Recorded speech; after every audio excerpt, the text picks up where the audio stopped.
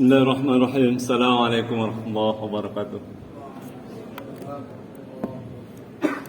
Alhamdulillahilladzi syarrafana fi hadzal makan. Asyhadu an la ilaha illallah wa asyhadu anna Muhammadar Rasulullah. Nusalli wa nusallim ala nabiyyil karim Muhammad Rasulullah sallallahu alaihi wasallam wa ala alihi wa ashabihi wa ala sairil mu'minin wal muhsinin. Amma ba'd. Pertama-tama marilah kita senantiasa bersyukur pada Allah SWT atas banyak nikmat yang sudah diberikannya kepada kita, di antaranya nikmat kesehatan dan kesempatan, sehingga kita masih dapat dengan lancar mengikuti, melakukan aktivitas sehari-hari seperti sekarang ini. Selawat dan salam kita sampaikan kepada Rasulullah SAW. Mudah-mudahan kita orang-orang yang senantiasa mengikuti apa-apa yang sudah disunnahkan, diteladankan oleh Rasulullah, baik keputusan, cara-cara berbicara, cara-cara berperilaku, dan cara-cara kita mengambil keputusan dalam kehidupan ini. Mudah-mudahan juga kita akan bersama beliau nanti di Jannatul Na'im. Amin ya rabbal alamin. قال الله تعالى في القرآن الكريم أعوذ بالله من الشيطان الرجيم بسم الله الرحمن الرحيم يرفع الله الذين آمنوا منكم والذين أوتوا العلم درجات. Hadirin sekalian, pada kesempatan kali ini tema yang diamanatkan kepada saya adalah bagaimana meretas dualisme, dikotomi antara ilmu umum dan ilmu agama. Keberadaan kita di kampus atau di lingkungan pendidikan itu tidak terlepas dari perdebatan antara ilmu pengetahuan dengan agama. Ada juga perdebatan tentang pembedaan, pembelahan. Ada yang disebut dengan ilmu agama, ulumuddin, dan ilmu umum, ilmu sekuler, atau disebut juga ulumud dunyawi. Pada dasarnya kalau kita berkaca pada sejarah peradaban Islam, tidaklah ditemukan benar-benar adanya pembedaan atau adanya permusuhan, dikotomi antara ilmu agama dan ilmu duniawi, ilmu umum. Karena kita secara akidah meyakini segala sesuatu datangnya dari Allah SWT. Karena itu ketika Islam di masa kegemilangannya sekira abad ke-7 sampai abad ke-13 itu mengalami perkembangan yang sangat luar biasa, terutama perkembangan ilmu pengetahuan. Muncullah di situ ilmu-ilmu, ilmuwan-ilmuwan, filosof-filosof, ulama-ulama yang menekuni ragam macam ilmu pengetahuan. Di antaranya kita mungkin mengenal kalau di dalam filsafat, di bidang filsafat ada Farabi, Al-Kindi, Ibnu Sina. Di dunia kedokteran kita juga mengenal Ibnu Sina yang menulis Al-Qanun fit Tibb. Sampai nanti di penghujung abad ke-13, peralihan krisis perkembangan di dunia Islam kemudian beralih ke barat, dikenal yang disebut namanya Ibnu Rushd. Ibnu Rushd selain menulis fikih juga menulis tentang iktisad, tentang perpajakan. Jadi dalam satu tubuh seorang muslim terdapat ragam macam ilmu pengetahuan, ilmu agama sekaligus ilmu umum.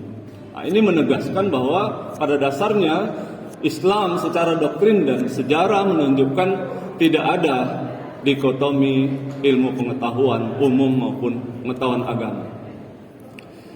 Kapan itu berlaku? Sebelum menjawab pertanyaan ini, kita perlu mengenal bagaimana sebenarnya perkembangan pendekatan. Kalau dalam dunia filsafat ilmu disebut epistemologi ilmu pengetahuan Islam. Dalam banyak literatur kita bisa dapatkan di antaranya ada 3 pendekatan yang sangat-sangat umum epistemologi ilmu pengetahuan, bahan baku datangnya pengetahuan itu. Yang pertama dikenal sebagai epistemologi bayani. Bayani bermakna bahwa pengetahuan itu datangnya dari Tuhan, dari Allah. Bagaimana melacaknya? Pelacakannya, genealogisnya datang dari wahyu Allah SWT. Jadi kita mempelajari wahyu melalui ragam macam alat ilmu pengetahuannya, bahasa, tafsir, segala macam, itu kemudian didapatkanlah pengetahuan dari situ. Nah, itu pendekatan bayani. Dari sini muncullah pengetahuan yang kita kenal sebagai ilmu kalam, teologi. Jadi mereka berkembang pemikiran-pemikiran para pelajar-pelajar, para ulama-ulama berdasarkan wahyu Tuhan. Dipikirkan di mana Tuhan berada, bagaimana Tuhan menciptakan segala sesuatu, bagaimana akhir dari dunia ini, ceritanya tentang keakhiratan, bagaimana kemudian konsekuensi dari perbuatan baik dan jahat, dan seterusnya dan seterusnya. Selain epistemologi bayani, dikenal juga epistemologi namanya irfani. Irfani ini berasal dimaknai bahan baku datangnya pengetahuan itu datang dari proses penerawangan, atau dalam istilah mistis sufisme dikenal kasyaf. Metode ini atau epistemologi ini banyak berkembang di daerah Persia, Irak. Persia dan Irak. Persia itu Iran dan Irak. Makanya di sana muncullah para mistikus-mistikus, para ahli-ahli sufi yang mendapatkan pengetahuan dari proses permenungan yang mendalam, proses tirakat. Kalau di sini kita lebih mengenal proses suluk misalnya. Dalam zikir-zikir itu kemudian tersingkaplah rahasia-rahasia Tuhan, memberikan pengetahuan-pengetahuan. Nah, ini disebut sebagai epistemologi irfani. Ada lagi yang berkembang di dunia Islam, terutama di kawasan barat, di jazirah Arab, di daerah barat, itu berkembang pengetahuan dengan cara burhani. Nah, burhani ini pengetahuan yang didapatkan berdasarkan penelusuran, penelitian, pengukuran dan seterusnya. Sampai di abad 13, inilah kemudian yang diadopsi oleh Barat yang kita kenal sebagai abad Renaissance, 14, 15, 16. Disitulah proses akal budi, burhani itu menggunakan maksimalisasi kerja akal budi sampai mencapai puncaknya, bahwa akal manusia bisa dimaksimalkan untuk mencari segala sesuatu apa yang dibutuhkannya, mencari kebenaran.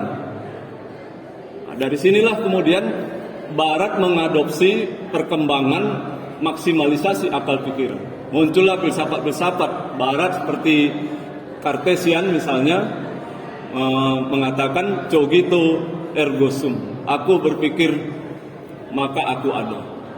Karena apa? Karena manusia bisa mencari segala sesuatu apa yang dibutuhkan berdasarkan maksimalisasi akal pikiran. Dari sinilah proses berpikir, meneliti, mengukur, mengevaluasi, menguji dan seterusnya berkembang sedemikian rupa, kemudian memunculkan disiplin-disiplin ilmu. Tetapi metode burhani yang diadopsi oleh Barat ini kemudian bertentangan dengan kelompok-kelompok gereja waktu itu, terutama di abad ke-16 dan abad ke-17. Pertengahan abad ke-17 dikenallah satu ilmuwan namanya Galileo yang mengatakan bahwa matahari dikelilingi oleh bumi. Padahal kaum teolog mengatakan bahwa bumi ini datar, tidak berputar. Nah, ini bertentangan. Disinilah kemudian pemisahan secara ketat antara gereja, agama, maksudnya adalah pihak gereja, karena di Eropa ketika itu di Roma kebenaran hanya milik gereja, bertentangan dengan metode penelusuran, penelitian yang dikenal dalam Islam tadi burhani. Kemudian terjadilah pembelahan, permusuhan keras, permusuhan ketat antara pendekatan yang bersifat wahyu dalam dunia Kristen gerejawi dengan pendekatan burhani, penelitian, penelusuran, empiris, dan seterusnya. Sampai sekarang kita merasakan bentuk-bentuk pemisahan, dikotomi itu. Hasilnya apa? Pengetahuan-pengetahuan modern kemudian dirasakan memang telah memudahkan kehidupan manusia. Perkembangan ilmu pengetahuan, bahkan teknologi, diklaim sebagai telah memudahkan kehidupan umat manusia. Tetapi di sisi lain, perkembangan ilmu pengetahuan dan teknologi itu juga menghasilkan nestapa bagi umat manusia. Peperangan misalnya, hasil dari egoisme dan produksi akal budi yang telah menciptakan teknologi persenjataan, sehingga pada gilirannya menciptakan peperangan. Di dunia kedokteran juga begitu. Di dunia teknologi informasi juga begitu. Jadi puncak dari akal budi yang telah menciptakan ilmu pengetahuan dan ragam disiplinnya, secara sederhana kita mengatakan, general kita mengatakan, telah menciptakan nestapa bagi umat manusia modern. Banyak isu-isu global yang berkembang, misalnya industrialisasi menyebabkan banyaknya hutan-hutan ditebang, deforestasi, terjadi perubahan iklim, dan seterusnya. Inilah yang kemudian dikritik oleh Syed Hussein Nasir yang memperkenalkan kembali di tahun 60-an 70-an Islamic Cosmological Doctrine katanya. Bagaimana dia kemudian memberi isyarat, memberikan refleksi bahwa manusia-manusia modern telah mengalami nestapa spiritual. Ada yang hilang pada diri manusia modern. Setelah infrastruktur pengetahuan modern melengkapi kehidupan umat manusia, ternyata manusia masih membutuhkan dimensi spiritual pada dirinya. Yang ini kemudian berpengaruh pada gerak peradaban kita sampai di masa yang akan datang. Jika ilmu pengetahuan tidak punya rasa tunduk pada kedikdayaan satu kekuatan yang dalam agama kita sebut sebagai kekuatan Allah, kekuatan Tuhan, kekuasaan Allah, maka yang terjadi adalah antroposentrisme, kekuatan terpusat pada diri manusia. Disinilah poin kenestapaan manusia itu sendiri, ketika merasa bahwa dialah spesies yang paling superior di muka bumi ini. Dia tidak merasa ada satu kekuatan lain yang mengatur dunia ini. Semuanya bisa kita atur sejauh maksimalisasi akal pikiran umat manusia.